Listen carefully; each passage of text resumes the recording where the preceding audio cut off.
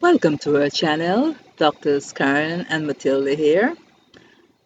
Welcome, welcome to our new and returning viewers. We appreciate your viewership and we want to share with you our experiences as we journeyed to earning the title of academic doctor. Our clips are for educational purposes and stem from our experiences and things that interest us and all the things we saw online that people are questions people are asking that we think are valid enough and will help others as they either continue their journey or begin their journey uh, towards a PhD or towards a postgrad program. Our clips are based on our experiences, so it is skewed towards postgrad programs. However, there are some tips that benefit anyone in academia. Today we want to continue our series on what I wish I knew before I started my studies. And with the help of Dr. Mark's blog, number 8, we will look at you're struggling while dedicated. And it's a dichotomy, but it's a serious issue. You are dedicated, you did all you needed to do to get into that program, and somewhere along the line you begin to struggle. You're wondering if you're doing the right thing. You want to give up every day. My hand is in the air. There are times when I wanted to give up every day, especially during the pandemic. There are days when you don't want to do anything. Uh, and you question yourself, is this the right path for me? According to Dr. Max, this struggle is a part of life. It's a part of your academic journey. And he cautioned us to be patient.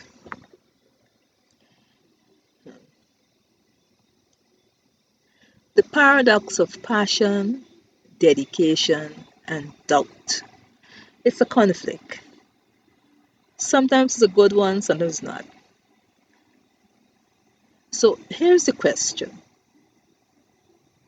As a postgrad student, can you be both dedicated and struggling at the same time? Short answer, yes. Uh, don't see it as a personal failure, but rather a shared experience, meaning you're not alone. During my journey as a postdoc, a postgrad student, a pre-doc student, I began to look for support that I needed out in addition to what the university was offering.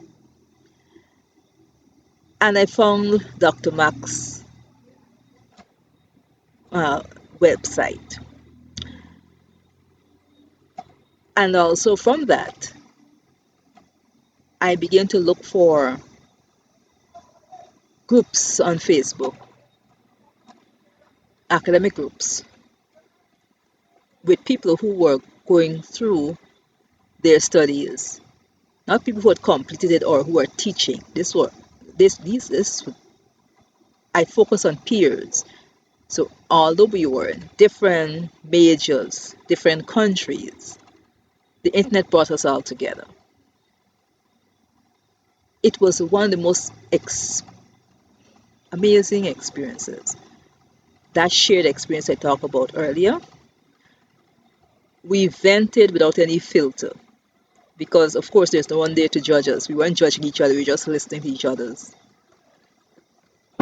feelings, issues, shortcomings, uh, anxiety, mental health issues. We spoke without any filter, and about nine of us, we gravitated to each other, and we sort of met outside of the dedicated group and really shared and comforted and guided each other on how to deal with difficult things, things that are bothering us at the time. Aware that even the most seasoned academic will face three things: procrastination, mental health issue, and feelings of inferiority. Some people call it imposter syndrome. You feel like a fraud. When you're outside of academic, you may be the brightest one in the room. But when you're in academic, everybody is on the same level. So if you're coming from a place of arrogance, you you definitely face feelings of inferiority because there are greater and greater persons in the room than yourself. uh, there are people who will floor you with their knowledge, abilities, and talents. And there are quiet people who will surprise you with the amount of things they know and are able to share.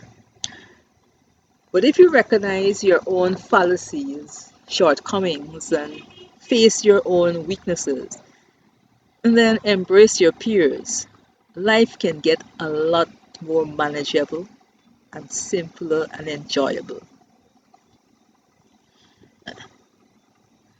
Some of the paradoxes in academic I want to move on to.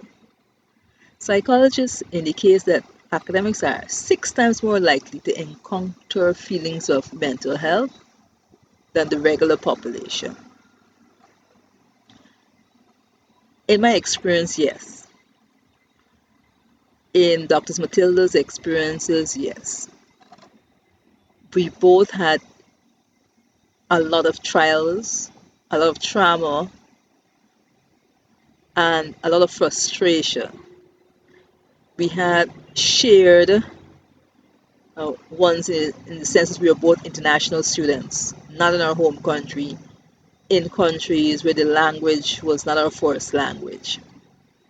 We both encountered mental health even after we graduated. At some point, we probably do a clip on that. So we can say definitively that happens. Some of the research views procrastination as a mood regulation activity rather than one of avoidance. What that means, you procrastinate because you're struggling to understand your your role, your study pathway, your thesis direction, and you have to stop at times and adjust your mood because if, in my experience, you had an idea that you wanted to do a research on, when you enter your department, it changes and repeatedly changes. That can force you to procrastinate because you're struggling. I remembered in my experience, I had a scholarship attached to a program. However, my strength was in a different field. So the program it was attached to, although there was a lot of similarity and a lot of multidisciplinary interaction and overlapping in knowledge, the pathway I wanted to take was more of a different slant than the one the department eventually guided me towards.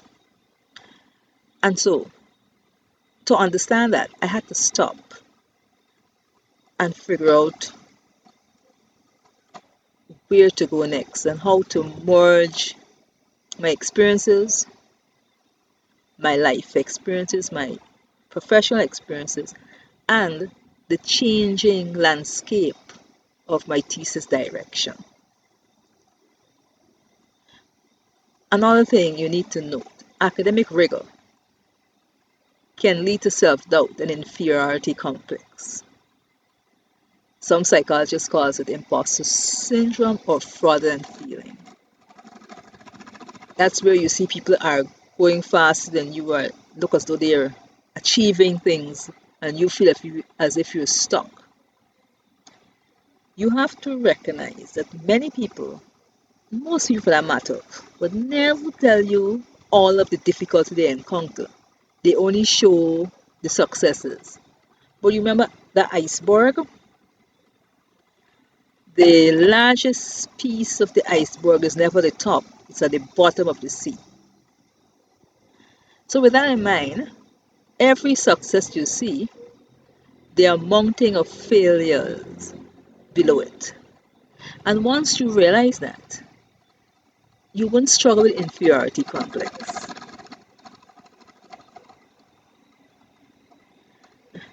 Key takeaway from this discussion, be patient with yourself. Acknowledge the struggle without letting it define you. Remember your why, that deep, steady passion that brought you here. When you choose your program, what motivated you to start it? What will motivate you to continue it and to complete it? Remember, your dedication isn't measured by daily productivity, but by your persistence over the entire journey. In spite of all the changes, in spite of all the hiccups, in spite of all the trials and discrimination you will face, you persisted. And the postgrad study, it's a lonely journey, but with your peers, supportiveness, your peers' interaction, it can help you to smooth some of those ruffles, some of those emotional roller coasters, because there's a venting room for you, a venting space created from people. It could be internationally, it could be within the university, it could be online. But once you find your people, they can help you through it. There's a group on Facebook where I spoke earlier of those 9 persons.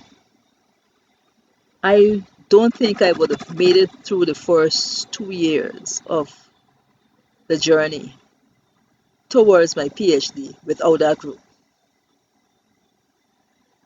Anytime I had a question and I didn't get a satisfactory answer, or it's a question I couldn't really ask or didn't feel comfortable asking the people in charge of my department because I felt it conflicted with the practices of the department or with the language barrier, they weren't getting what I meant, I would put it out there in that group as a post, a generic post, asking a question, and within hours, one of those persons within that group of 9, would answer me, would give me a suggestion, would ask me another question, get me thinking. And by the time we finish and I return the next time to the department, I'm fine. Because we have worked through that issue and I'm able to deal with it because I had my venting buddies.